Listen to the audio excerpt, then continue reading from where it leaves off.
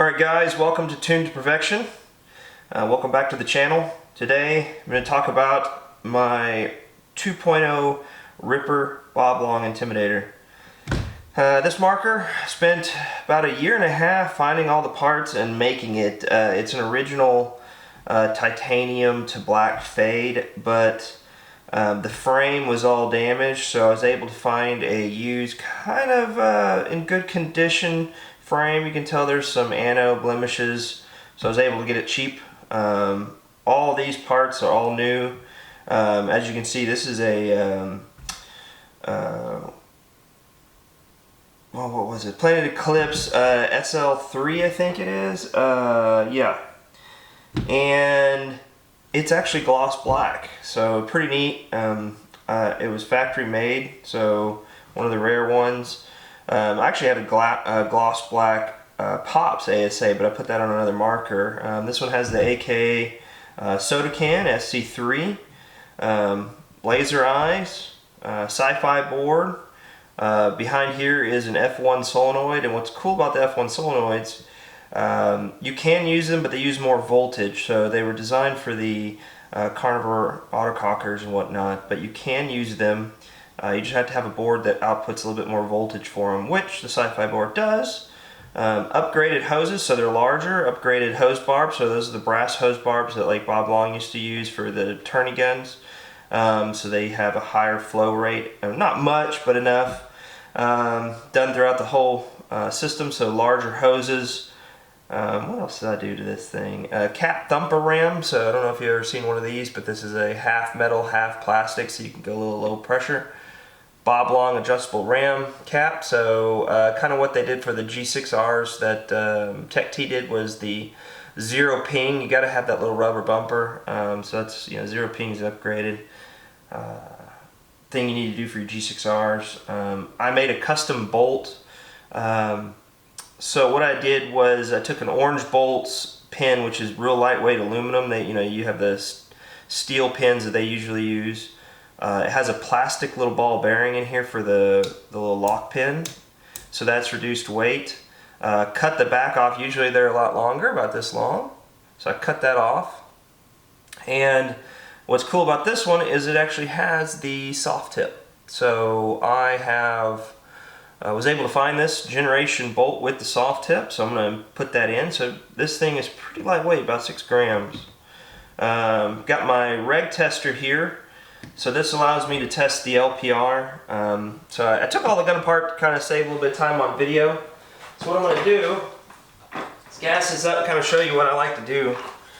So first thing I normally do on testing markers and whatnot is I'll take the HPR off, plug it into my tester here.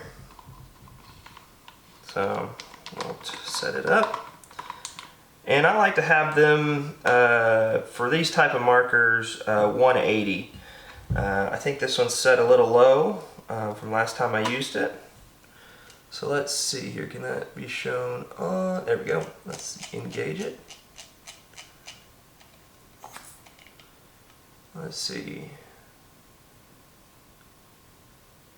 150. Alright, we'll leave that there for right now.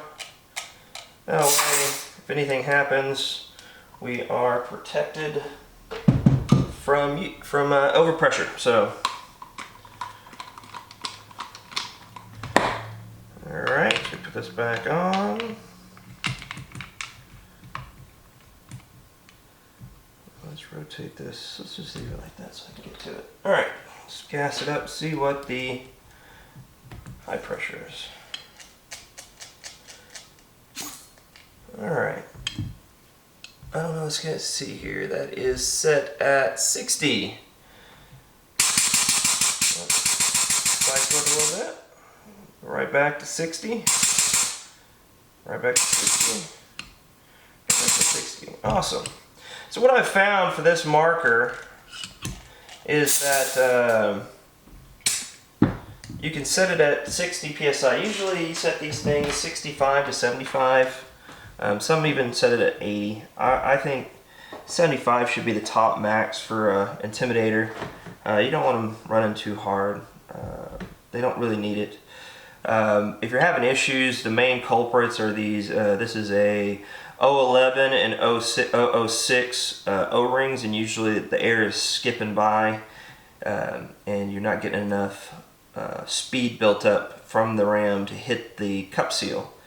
In this marker, I've found the alias front block fits these AKA soda cans better. It also creates a volume chamber in here, so you get a lot more volume in here. And then what I did was I went through and found an old spring kit, I think for a Spider, and put in the lightest spring I could possibly put in there that keeps the cup seal sealed. Once the air pressure's in here, it kind of creates helps the spring keep it closed.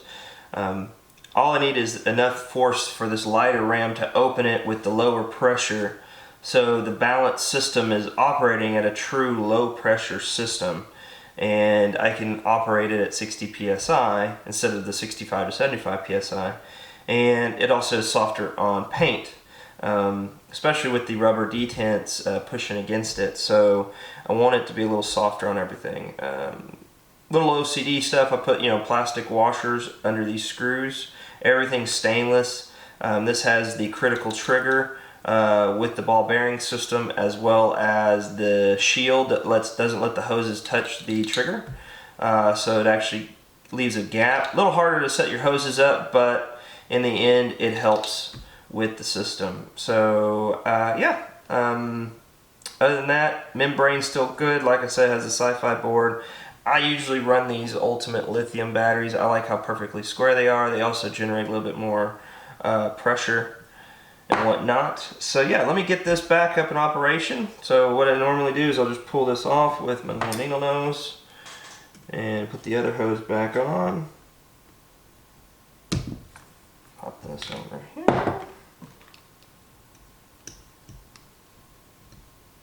So like I said, I built this a while ago. I wanted something that went exceedingly fast. You had to run it with a board. Before the Sci-Fis came out, I had a to down here because they could output a little bit more voltage for the RF signal systems. So I had an RF signal in here that ran a pulse loader, and I was able to max it out with this critical trigger and no debounce, so I could get this thing just ripping. Since then, I put the Sci-Fi board in it. Don't have the pulse system, but I run it with a Halo, Angry Halo or whatnot, and it keeps up just fine. I mean, I don't need to max it out anymore with what the current paintball is. I like to just kind of be easy peasy with it. So what we're going to do is we're going to put all this back together. And get those wires to bypass right there. There we go. There we go. Perfectly set. Put this back on. Make sure that it clips in. If it doesn't, what you can do is loosen this front screw and fit it right by those plastic washers, which is right.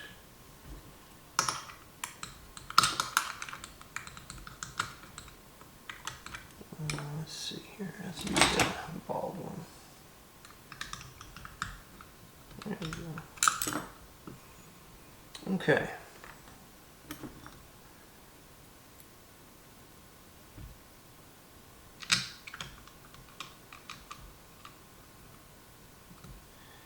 I like to start with the top two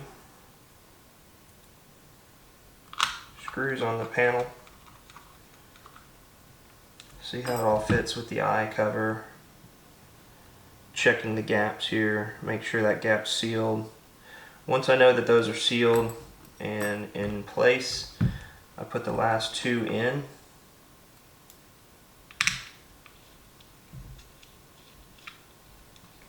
And I went with all stainless screws. I just think, over time, with all the paint, the gunk, and the things you can miss, I don't like it to rust out. So, And you just tighten this screw back in. And sometimes it's your rail also blocking this panel from going back in correctly. So your best bet is to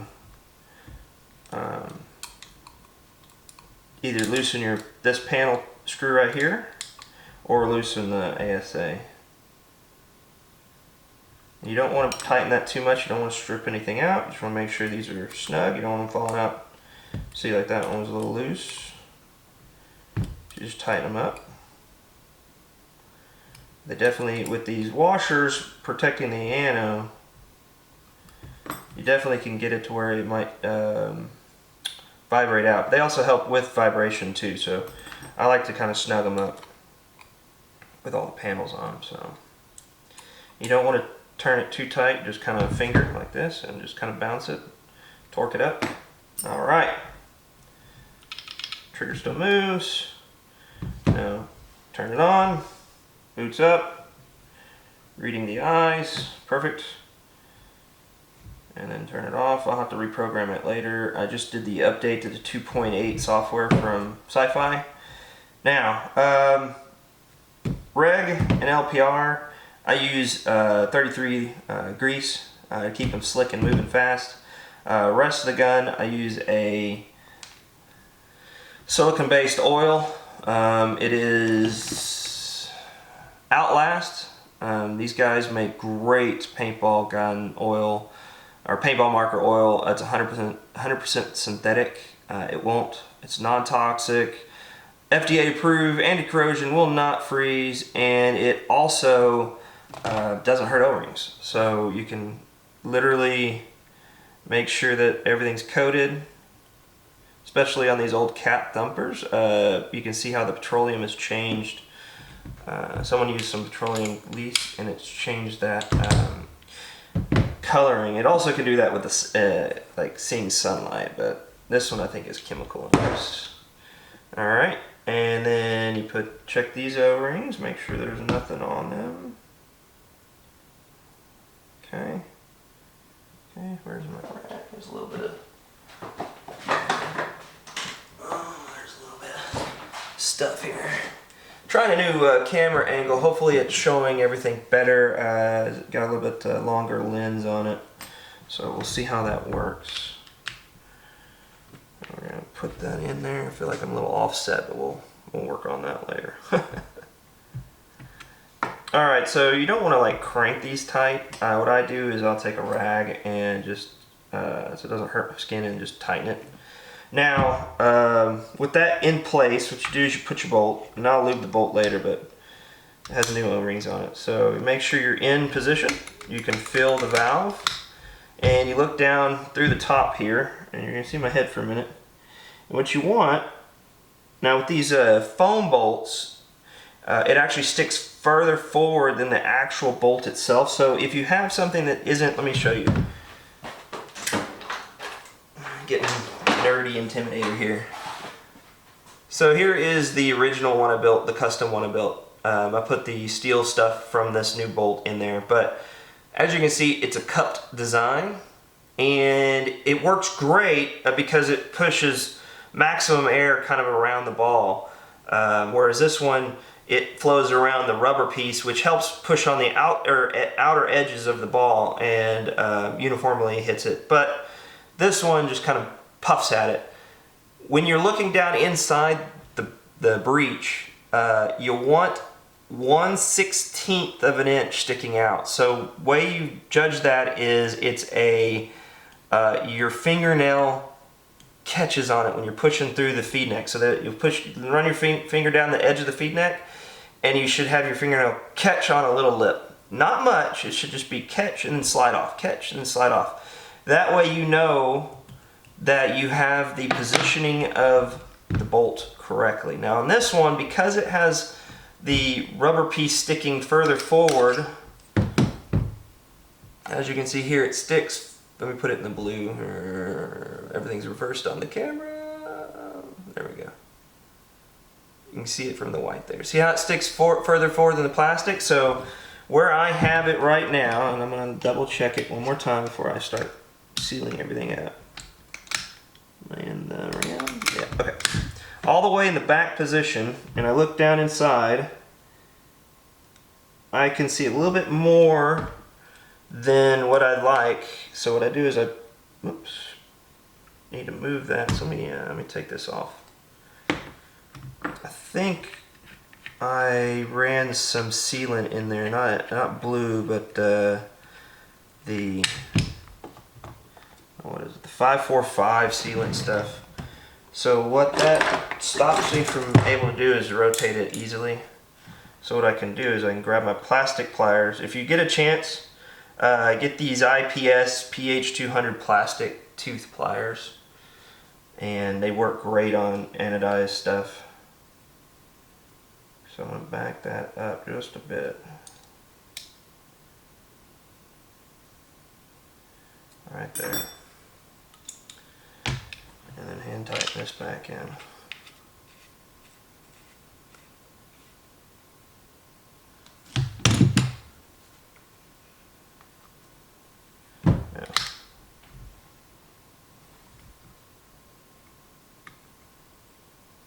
Still a little bit too much, but we'll get it there. So that's really the adjustments. You just keep doing that until you feel like there's just a little lip right there. What you're wanting is for a paintball to be able to slip by that and not get stuck. And with that little lip there, won't get stuck, but you have it just positioned just far enough so that if it does roll back, it won't hinder the next ball, knuckling in. So you've got like a ball here, and then the next ball kind of sits. If it rolls too far back, the ball will sit like that. And so as that bolt comes forward, it comes in contact with this one and damages it. Then you come down and then you blast it apart. So that's what you don't want. So saying so too much. It's alright. If I had comments, I would love to say, how am I speaking? Because I want to know. Okay. Let me see. I think I had it positioned like that one and that one. I think, yeah. These are Stinger clear panel grips. I love Stinger. For a while there, they closed up shop, and then I think they came back. Definitely buy these really short 1/8 inch screws for these things. You don't want to damage your battery. You don't want to damage your frame or electronics. It just needs enough to screw into the holes, and that's it. You're not trying to hold the whole thing. A lot of people run them, because it does have a clear glass here, a lot of people run them without grips for the thinness. I kind of think protection of everything is important. We're dealing with liquids and electronics, and a lot of electronics are sealed, but you want to make sure everything is as perfect as possible.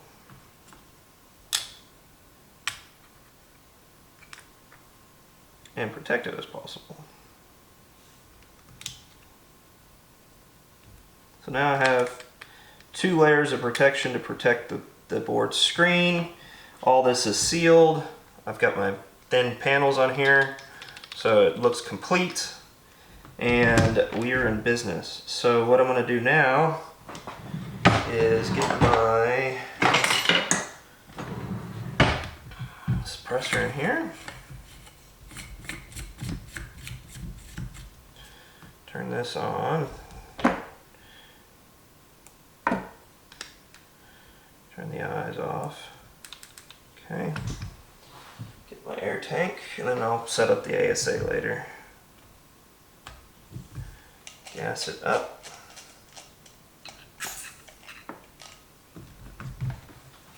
Let's put this in like this. Alright.